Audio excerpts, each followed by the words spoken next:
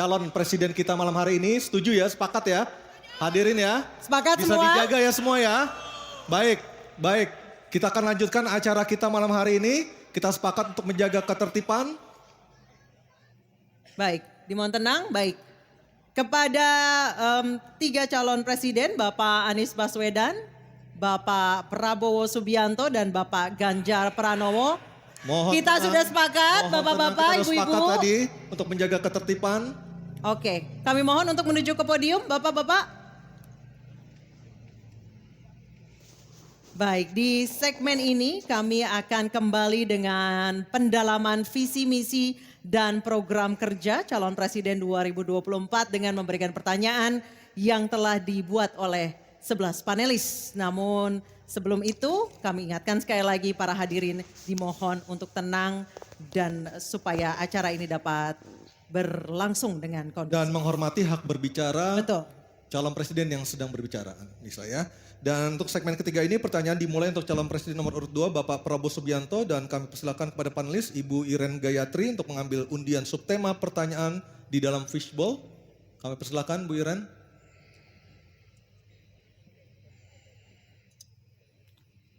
Tersisa 3 subtema lagi untuk segmen ini. Sudah ada keamanan, hubungan internasional, dan juga pertahanan. Ya. Diperlihatkan Ibu Iren. Politik luar negeri. negeri. Oke, baik. Politik luar negeri. Selanjutnya panelis Bapak Kusnanto Anggoro untuk mengambil undian daftar pertanyaan dari fishbowl dan mohon diperlihatkan huruf yang tertera. Huruf A, B, atau C yang akan dipanggil oleh Pak Kusnanto Anggoro. Silakan Pak Kus. Huruf C, politik luar negeri. Baik, saya Huruf akan C, ambil politik luar negeri. amplopnya. C, politik luar negeri masih tersegel. Silakan Anissa. Baik, ini amplopnya masih tersegel Bapak Ibu. Dan kami ingatkan sekali lagi para calon presiden untuk mendengarkan dengan seksama karena pertanyaan tidak akan kami ulangi. Dan pertanyaan untuk calon presiden nomor urut 2 Bapak Prabowo Subianto. Utang luar negeri adalah instrumen pembayaran yang sah. Namun ada risiko intervensi kedaulatan oleh negara pemberi utang. Pertanyaannya, apa kebijakan paslon untuk menghindari intervensi kedaulatan Indonesia akibat utang yang terus bertambah? Waktu menjawab 2 menit Pak Prabowo, kami persilahkan. Baik, mengenai utang luar negeri, ternyata Indonesia sekarang hutang luar negeri kita sebagai rasio perbandingan terhadap produk domestik bruto kita salah satu terendah di dunia.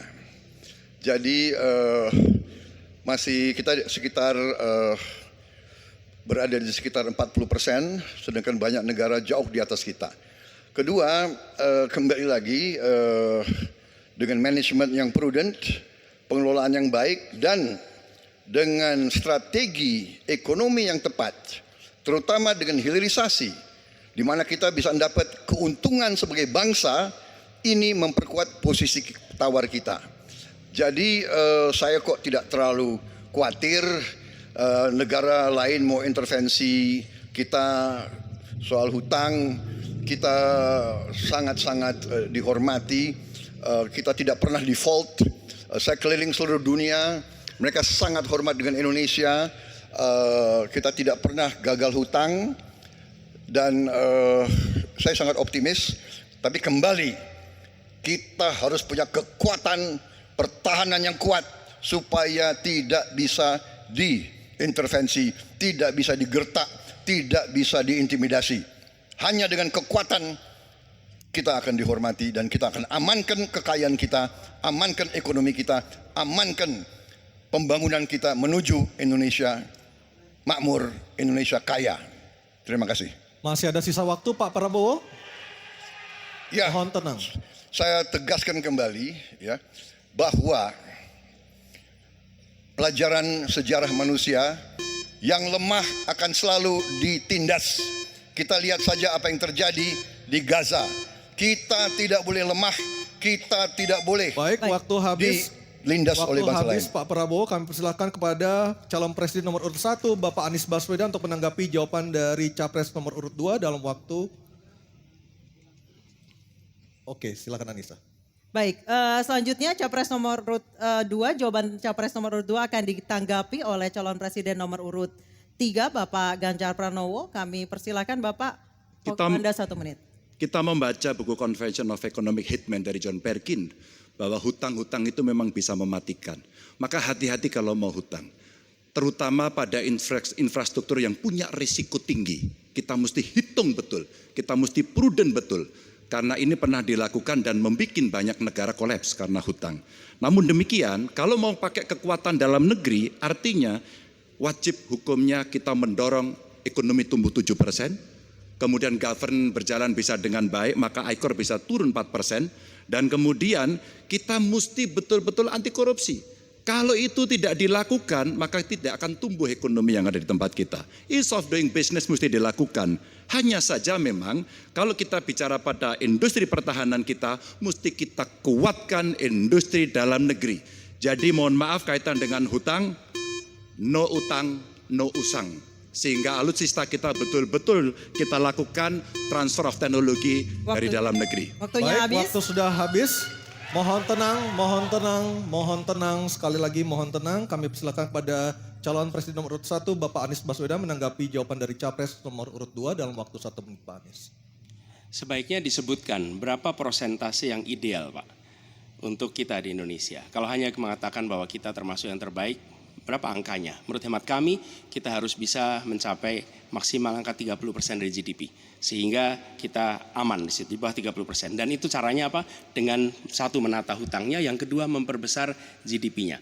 Yang tidak kalah penting adalah melakukan pengembangan skema-skema yang lebih kreatif dalam mencari hutang luar negeri. Termasuk pelibatan swasta. Lalu memastikan bahwa ada perluasan wajib pajak yang harapannya nanti akan memperkuat juga GDP kita. Di samping mengurangi kebocoran pajak. Dan hutang-hutang yang kita gunakan untuk aktivitas produktif. Jangan hutang itu digunakan untuk kegiatan yang non produktif. Misalnya hutang dipakai untuk membeli alutsista bekas oleh Kementerian Pertahanan. Itu bukan sesuatu yang tepat. Justru kita harus sebaliknya yang kita kerjakan. Baik. Terima kasih. Harap tenang dulu. Harap tenang dulu. Kita kembali ke calon presiden nomor urut 2 Bapak Prabowo Subianto untuk merespon tanggapan dari kedua capres. Waktu Bapak 1 menit silakan. Saya nggak mengerti. Jangan-jangan guru kita, buku kita sama, Pak Ganjar. Kok saya banyak sependapat. Terus aja. Saya akan bilang AA. Saya bukan orang macam-macam. Tapi Pak Anies, saya kira Pak Anies perlu belajar ekonomi lagi, ya kan? Jadi kalau bilang ideal 30%, dasarnya apa? Yang di bawah kita itu Arab Saudi, Rusia, pokoknya negara-negara yang punya sumber alam yang luar biasa. Tetapi 40% ya salah satu terendah sekarang. Jadi kalau kita mau bangun industri, tadi saya setuju sebagian dari yang Bapak sampaikan. Oh iya, kenapa? Yang penting utang itu produktif. Itu saya setuju. Tapi kita bisa sampai 50%, tidak ada masalah. Kita tidak pernah default. Kita tidak pernah default. Kita dihormati di dunia. Baik. Terima kasih. Baik, terima kasih.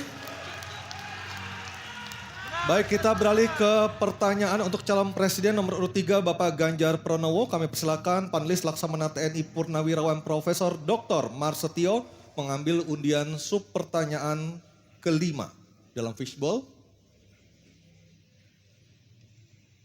Baik. Tinggal tersisa 2 pertanyaan lagi.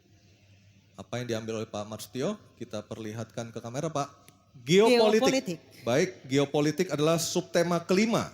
Dan selanjutnya kami persilakan kepada panelis Bapak Philip J. Vermonte untuk mengambil undian daftar pertanyaan dari dalam fishbowl.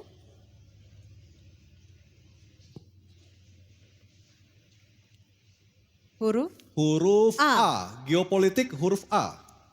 Geopolitik Saya huruf ambil A. Baik. amplopnya masih tersegel. Silakan Anissa. Baik, kita akan buka amplop yang tersegel ini. Subtema kelima yang harus dijawab adalah tentang geopolitik. Dan kami ingatkan kembali pada calon presiden untuk mendengarkan dengan seksama karena pertanyaan tidak akan kami ulang. Dan pertanyaan untuk Bapak Ganjar Pranowo adalah konflik Laut Cina Selatan belum selesai dan Code of Conduct belum disepakati.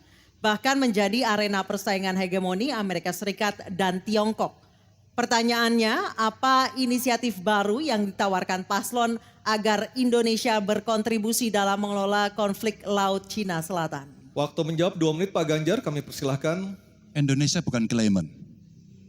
Jadi sebenarnya kita punya banyak langkah untuk bisa kita lakukan. Yang pertama adalah kita evaluasi perjalanan selama ini bagaimana di Laut Cina Selatan tidak pernah selesai. Sudah dengan DOC, sudah dengan COC, 20 tahun lebih tidak pernah selesai. Maka usulan kami sangat jelas dan clear. Apa itu? Kesepakatan sementara. Kenapa kesepakatan sementara ini mesti kita dorong dan kita inisiatif agar kita bisa mencegah sesuatu yang tidak kita inginkan. Kita tahu persis modernisasi peralatan di Tiongkok akan selesai di tahun 2027. Apa artinya? Kalau kita bicara One China Policy, maka seluruh dunia pasti akan mengakui bagaimana peran itu. Yang kedua, ketika kemudian peran itu menjadi kuat, maka bukan tidak mungkin cerita-cerita potensi terjadinya konflik dengan negara lain akan muncul. Mungkin perangnya tidak sampai ke Indonesia, tapi pada sisi lain kita bisa kena dampak. Yang berikutnya, bagaimana patroli bisa kita perkuat juga di wilayah Laut Cina Selatan. Maka kita butuh tanker-tanker terapung yang bisa dipakai untuk tentara-tentara TNI Angkatan Laut kita untuk bisa berpatroli. Sehingga logistiknya menjadi sangat murah.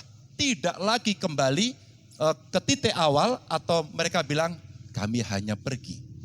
Kalau kembali kami tidak bisa lagi karena logistik kami habis. Maka inilah titik-titik penting yang mesti kita dorong dan kita akan bisa membawa posisi inisiatif ini untuk membuat tadi yang saya sampaikan adalah kesepakatan sementara untuk menghindari potensi-potensi yang lainnya lebih tinggi. Kita akan meredam dengan cara itu. Terima kasih. Baik, terima kasih Pak Ganjar. Selanjutnya kami persilahkan. Mohon tenang. Harap tenang. Mohon tenang Bapak dan Kita Ibu sudah sekalian. sepakat di awal Bapak Ibu. Kami persilakan calon presiden nomor urut 1 Bapak Anies Baswedan untuk menanggapi jawaban dari capres nomor urut 3. Waktu Bapak 1 menit dimulai ketika berbicara. Jawaban Pak Ganjar tidak ada satu kata pun menyebut kata ASEAN. Padahal kata kuncinya di dalam menyelesaikan persoalan ini adalah ASEAN.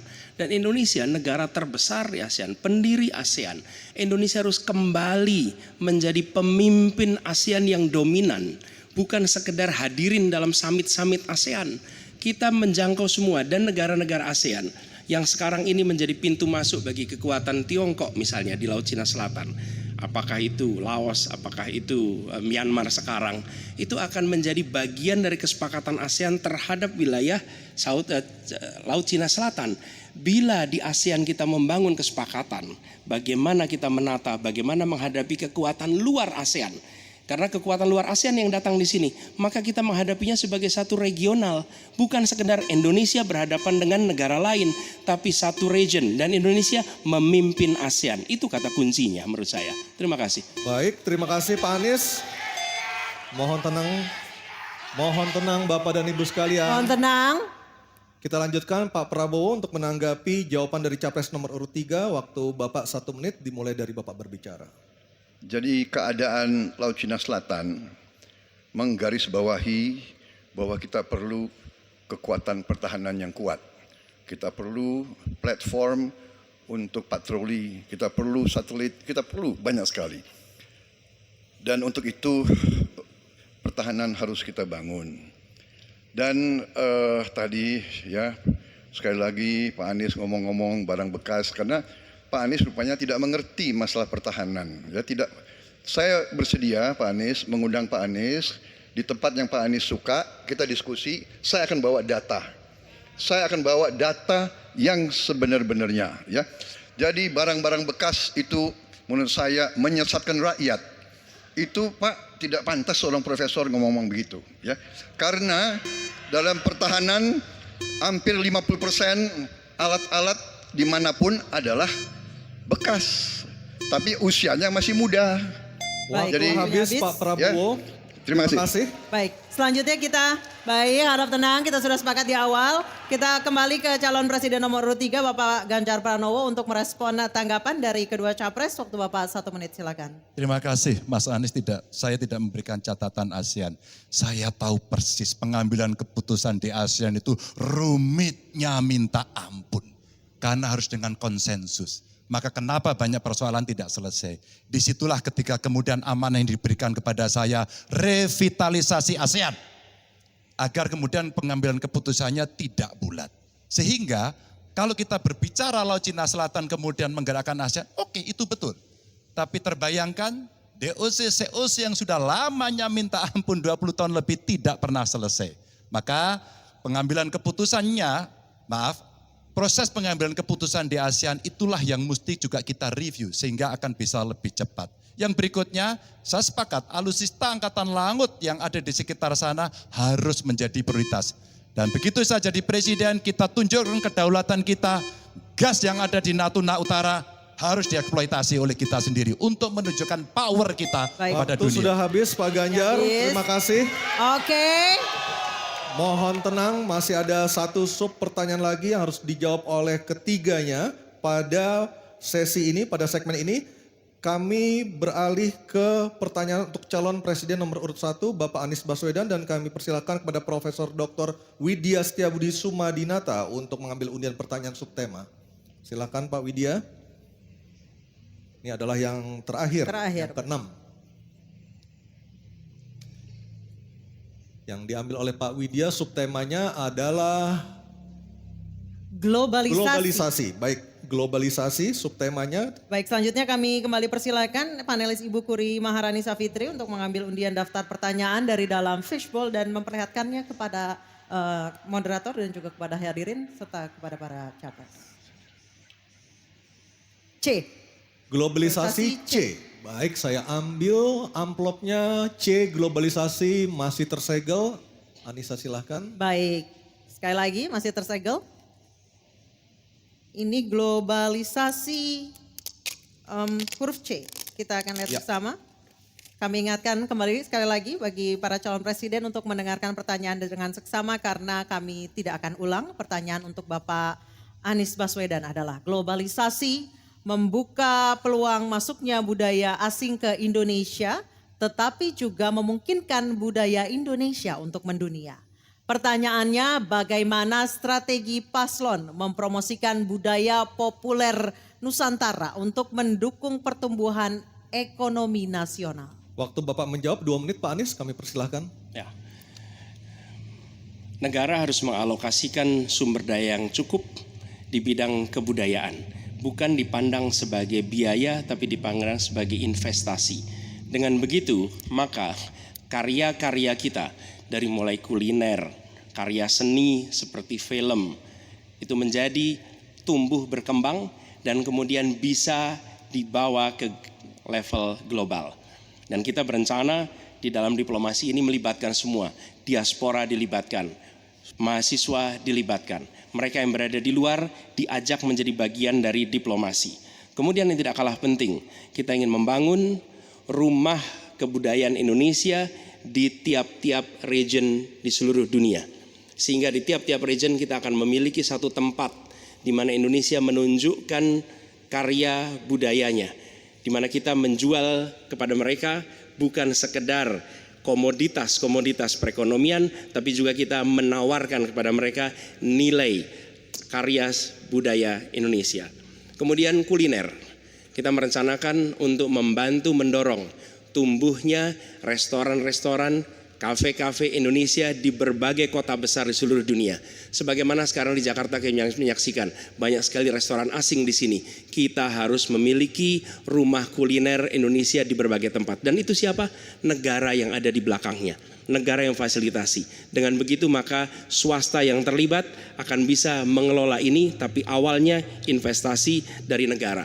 Dan lalu disiapkan kredit yang memungkinkan bagi usaha kecil mikro untuk menjadi bagian dari diplomasi kebudayaan Indonesia.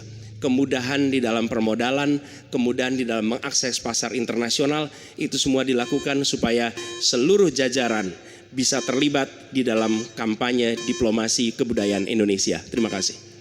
Baik, terima kasih Pak Anies. Baik, selanjutnya calon presiden nomor urut 2. Harap tenang. Mohon tenang, Bapak dan Ibu, mohon tenang. Calon presiden nomor urut 2 Bapak Prabowo Subianto untuk menanggapi jawaban dari capres nomor urut 1. Waktu Bapak 1 menit, silakan. Saya kira yang disampaikan Pak Anies masuk akal ya, walaupun memang itu bersifat normatif ya.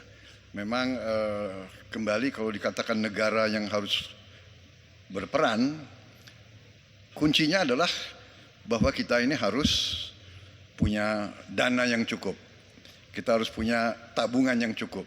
Kita harus punya sovereign wealth fund yang cukup. Untuk itu kita harus punya laba yang cukup. Kita harus punya neraca perdagangan yang positif.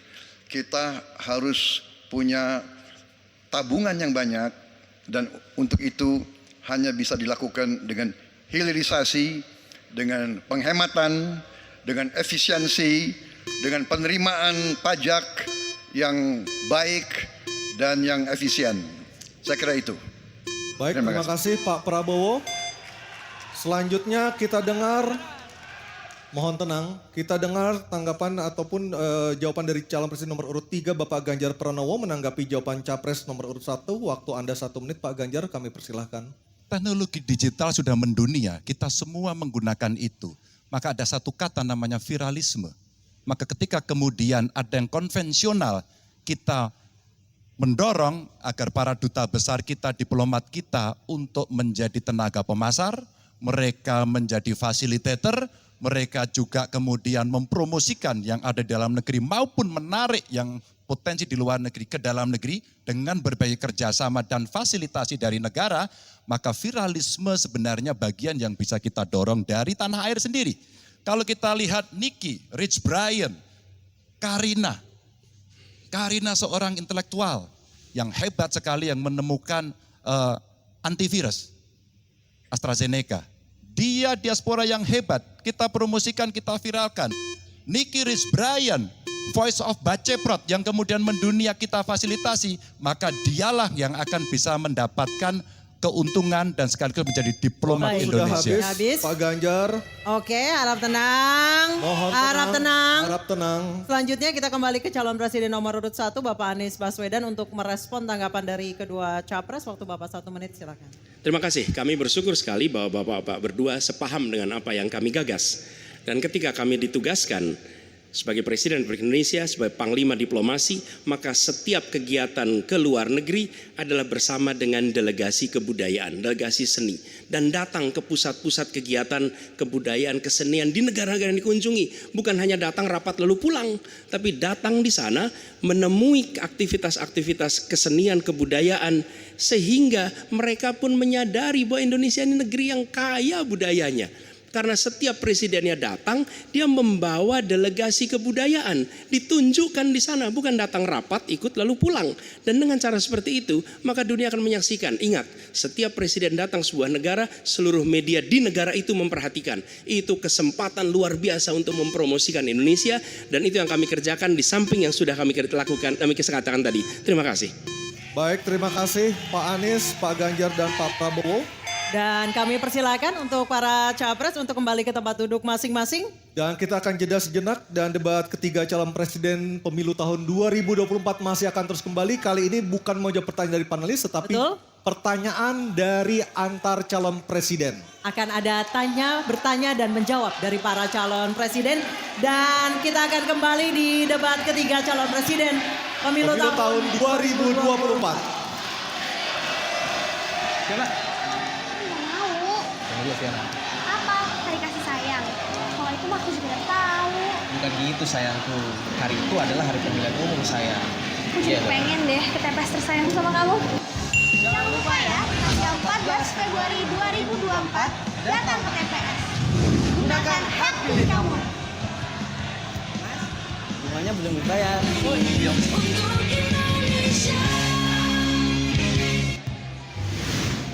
Pemilu 2024 kamu nyoblos apa Nat? Gak tahu deh, aku nyoblos apa enggak ya? Emang suara aku ada pengaruh gitu? Suara pemilih pemula kayak kita itu berpengaruh loh. Nah, makanya kamu jangan sampai golput. Kita harus berprestasi dalam pemilu 2024. Generasi Z kayak kita ini menentukan masa depan bangsa. Anak muda membangun bangsa. Memilih gak keren. Kita memilih untuk Indonesia.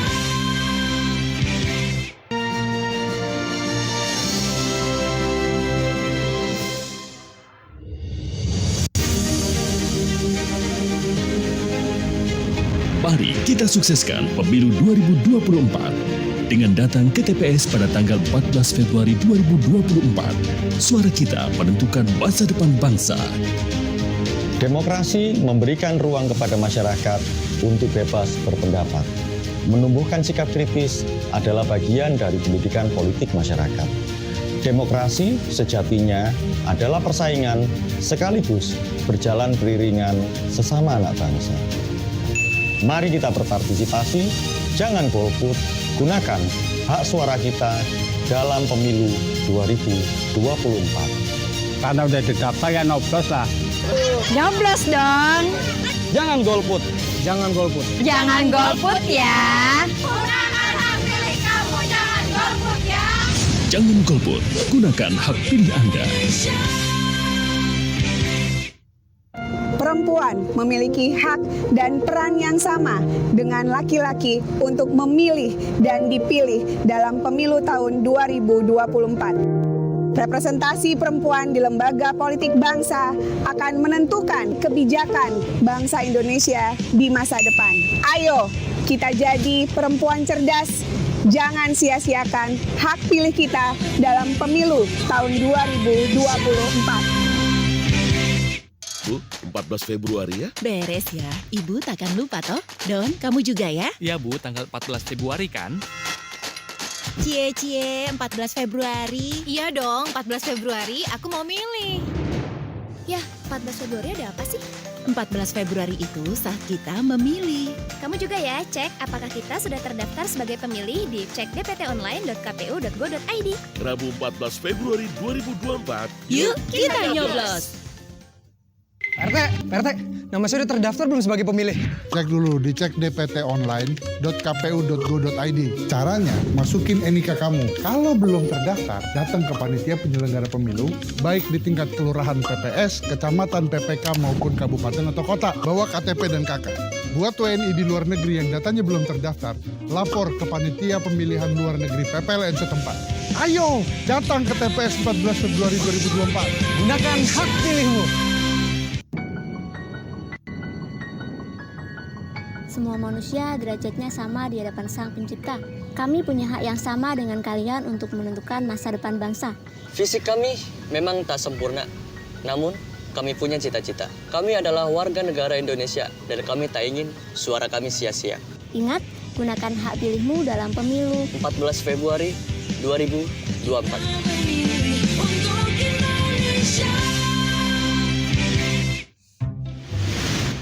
Pemilu 2024 kamu nyoblos apa Nat? Gak tahu deh, aku nyoblos apa enggak ya? Emang suara aku ada pengaruh gitu? Suara pemilih pemula kayak kita itu berpengaruh loh. Nah, makanya kamu jangan sampai golput. Kita harus berprestasi dalam pemilu 2024. Generasi Z kayak kita ini menentukan masa depan bangsa. Anak muda membangun bangsa. Memilih gak keren. Kita memilih untuk Indonesia. Ya, sekarang kan Bapak udah jadi pensiunan. Sesuai dengan PKPU atau Peraturan Komisi Pemilihan Umum Nomor 7 Tahun 2022 menyatakan bahwa setiap pensiunan anggota polisi dan prajurit TNI atau yang sudah mengundurkan diri sehingga statusnya menjadi sipil bisa ikut serta dalam pemilu nanti. Nah, jangan lupa gunakan hak pilih Bapak nanti ya. Itu pasti, Bu. Kinara, nama kamu udah terdaftar di Cek DPT Online belum? Belum. Itu gimana sih caranya? Klik pencarian di pojok kanan bawah setelah mengisi NIK atau nomor paspor. Kalau misalnya nama kamu belum terdaftar juga di Cek DPT Online, kamu bisa mencoblos dengan datang ke TPS yang sesuai dengan KTP kamu dengan membawa KTP elektronik atau kartu keluarga. Tapi ingat ya, waktu cuma 1 jam terakhir sebelum TPS itu ditutup.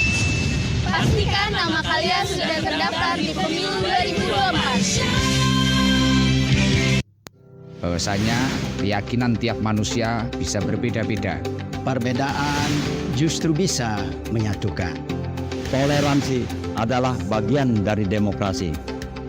Pulih rakyat adalah kita. Jangan sia-siakan hak pilihan. Demi Indonesia damai, adil, dan makmur, mari kita berpartisipasi dalam Pemilu 14 Februari 2024.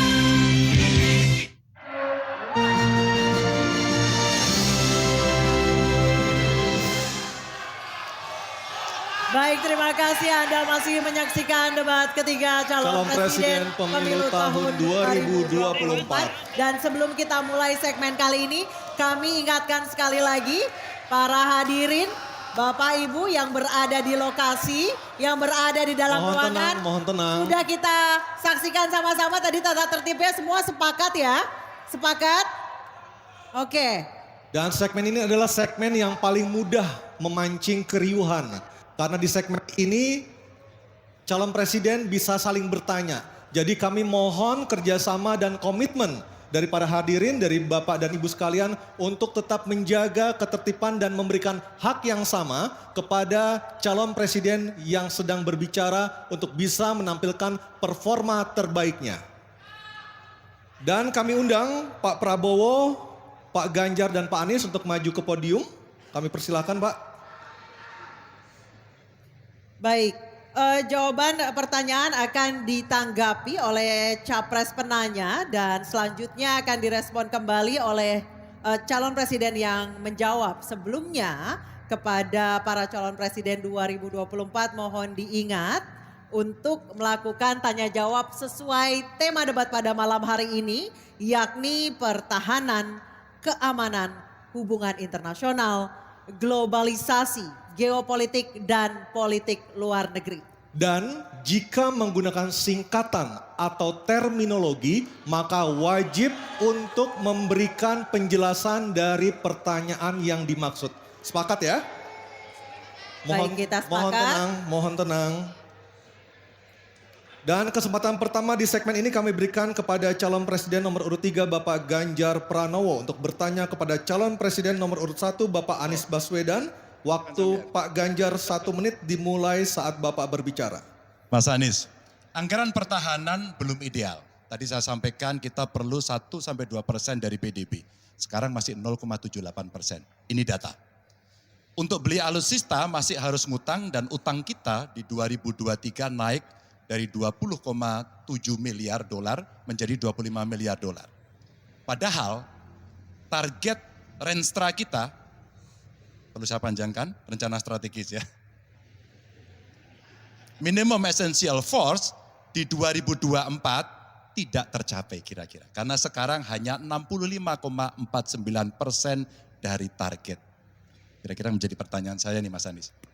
Apa solusi ekonomi pertahanannya untuk kita bisa mengejar ketertinggalan dan kemudian menyelesaikan persoalan-persoalan itu agar pertahanan kita menjadi strong? Baik, masih ada Bapak sedikit lagi? Cukup Pak. Baik, terima kasih Pak Ganjar. Mohon untuk tenang. Kami persilakan Bapak Anies Baswedan untuk menjawab waktu Bapak 2 menit. Silakan. Terima kasih Pak Ganjar.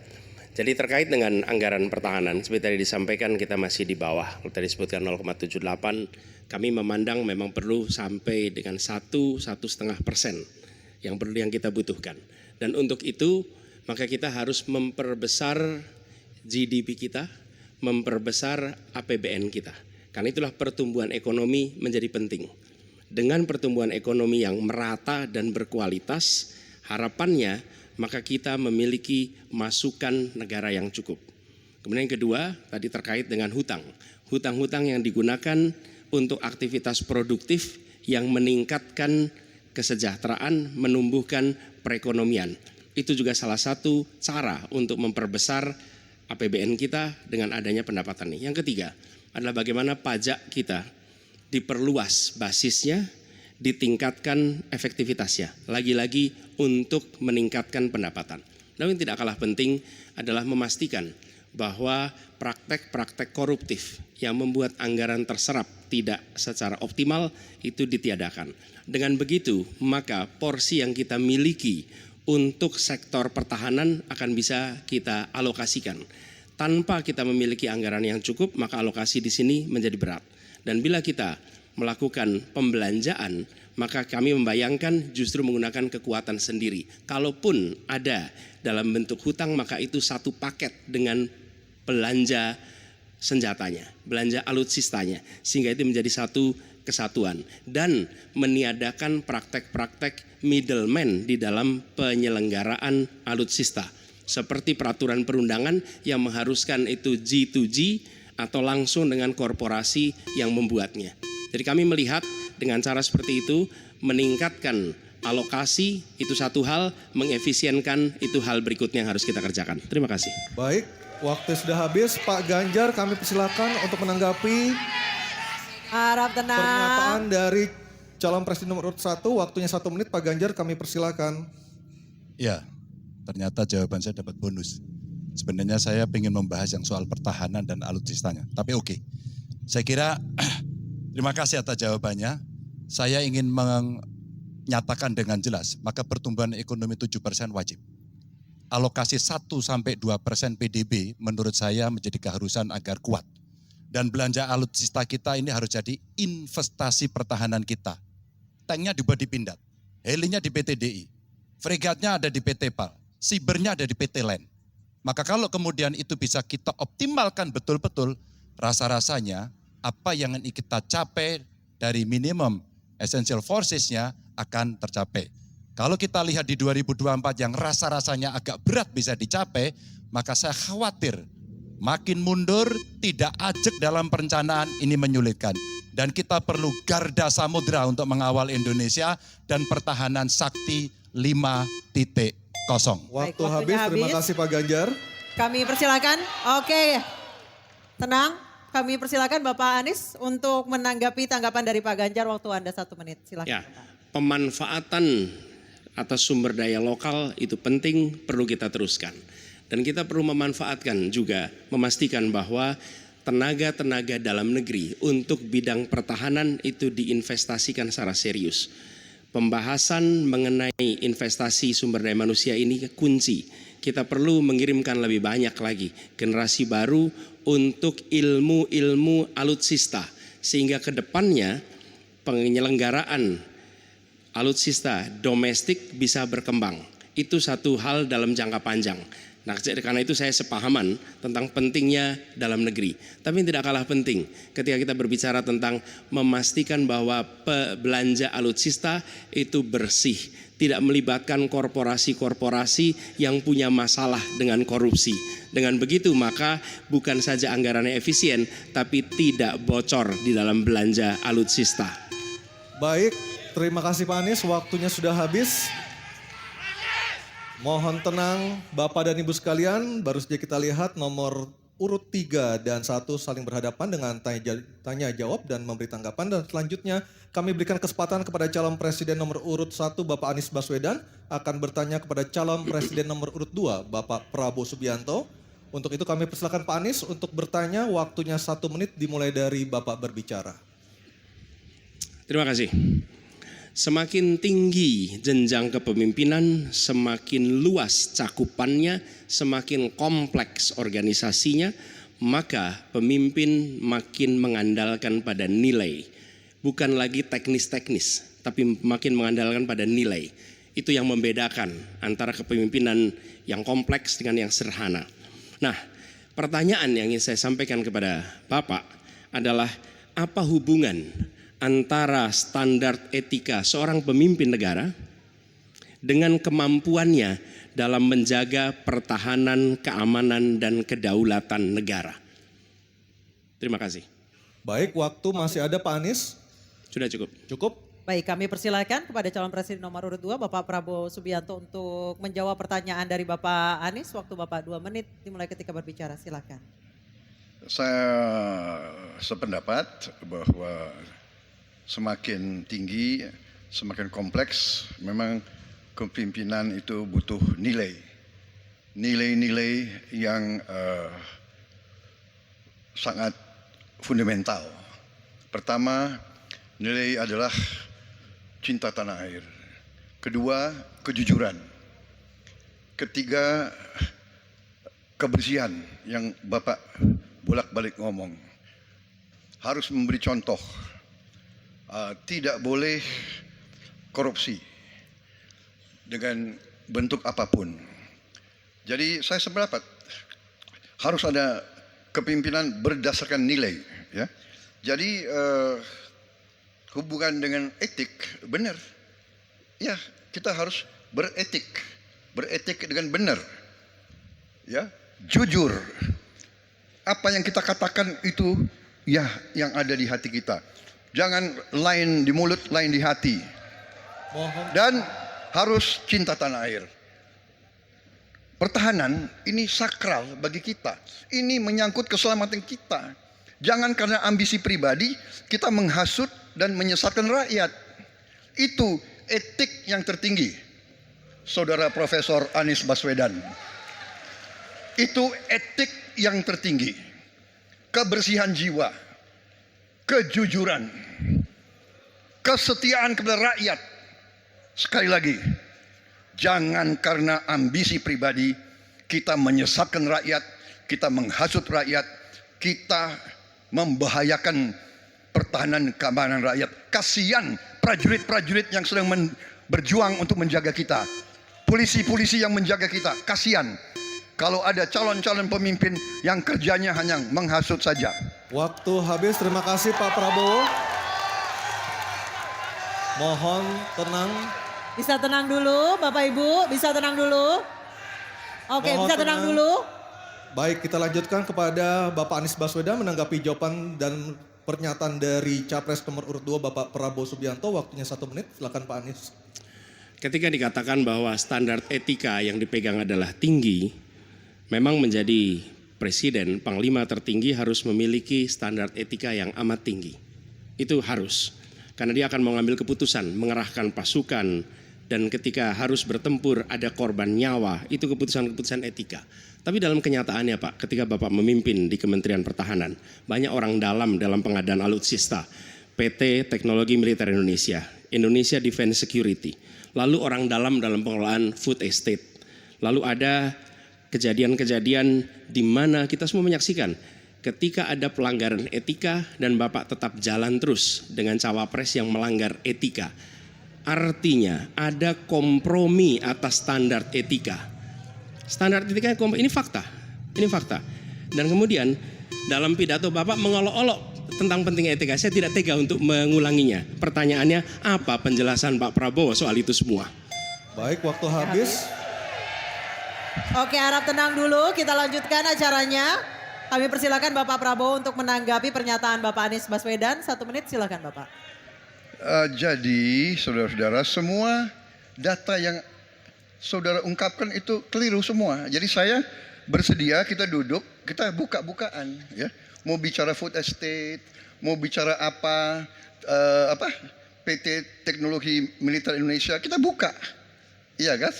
Jadi di mana masalahnya? Nah, saudara bicara etik, ya kan? Saya tuh keberatan karena saya menilai, maaf ya, karena Anda desak saya terus terang aja saya menilai Anda tidak pantas bicara soal etik. Itu saja. Saya merasa bahwa Anda itu posturing, ya. Anda tuh menyesatkan. Itu aja, ya. Saya boleh berpendapat kan? Saya menilai Anda tidak berhak bicara soal etik karena Anda memberi contoh yang tidak baik soal etik. Terima kasih. Mohon tenang, mohon tenang. Oke. Harap tenang, kita sudah sepakat Bapak Ibu yang ada di ruangan. Baik, sekarang saatnya kita akan melihat calon presiden nomor urut 2 dan 3 saling bertanya dan menanggapi. Diawali dengan calon presiden nomor urut 2 Bapak Prabowo Subianto bertanya kepada calon presiden nomor urut 3 Bapak Ganjar Pranowo. Kami persilakan Pak Prabowo, waktunya 1 menit. Baik, Pak Ganjar. Pak Ganjar mengatakan bahwa anggaran pertahanan kita sebaiknya naik 1-2%. Dan bahwa kita harus membangun industri pertahanan dalam negeri yang kita utamakan. Pertanyaan saya, kalau kita menaikkan sampai dengan 1-2%, bagaimana sikap Bapak dalam mengambil keputusan tentang teknologi yang mana yang kita prioritaskan dalam peningkatan pertahanan itu? Postur mana? Daratlah, lautlah, udara, atau ketiga-tiganya, atau kita mengarah ke teknologi yang lebih canggih lagi? Terima kasih. Baik, masih ada waktunya Bapak? Cukup. Baik. Kami persilakan Bapak Ganjar untuk menjawab pertanyaan dari Pak Prabowo. Waktu Anda 2 menit, silakan Bapak. Terima kasih. Mudah-mudahan saya didudukkan di tengah, memang agak mendinginkan dua kawan saya kiri kanan. Terima kasih Pak Prabowo. Mana pilihannya dari matra itu? Proporsional Pak. Tapi tidak ada serangan yang akan masuk melalui darat karena kita negara archipelagic. Maka yang mesti diperkuat hari ini adalah laut. Prioritas. Laut, mereka butuh sonar Pak. Mereka butuh sensor-sensor Pak. Dan hari ini mereka menyampaikan kepada saya kebutuhan itu nomor 1 hari ini. Yang berikutnya tentu udara. Kenapa udara? Kami tidak bisa Pak.